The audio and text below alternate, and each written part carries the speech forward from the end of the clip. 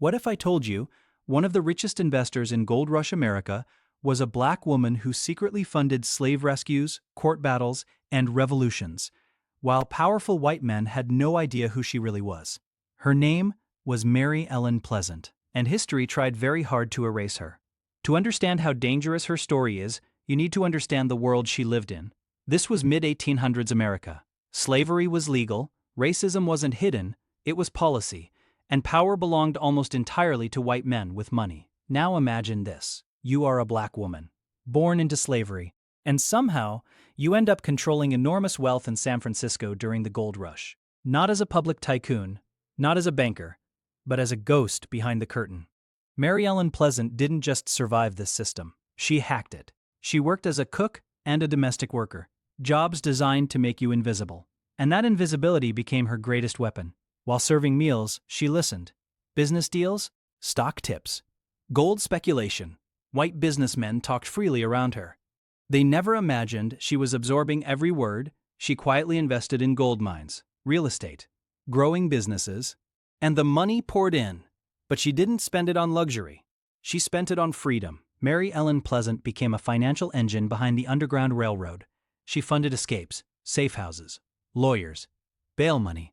Some historians believe she even helped finance John Brown, the man whose actions helped push America towards civil war. She didn't fight slavery with speeches, she fought it with capital.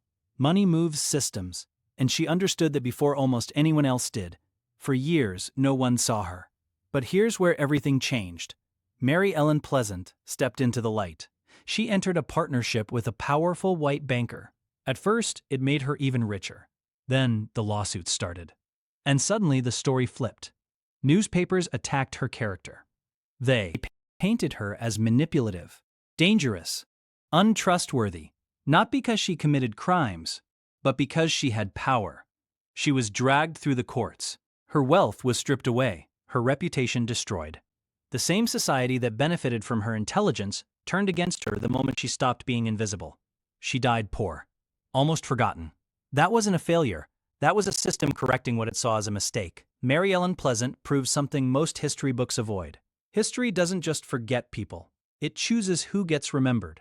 She understood that real power doesn't always come from being seen. It comes from leverage, from understanding how systems work, and quietly bending them. She didn't ask for permission. She didn't wait for credit. She bought freedom one investment at a time. So the next time someone tells you money and morality can't exist together, remember her. History doesn't just forget people, it chooses who gets remembered. She understood that real power doesn't always come from being seen. It comes from leverage, from understanding how systems work, and quietly bending them. She didn't wait for credit. She bought freedom one investment at a time. So the next time someone tells you money and morality can't exist together, remember her. Because the real history of wealth was never meant to be taught. It was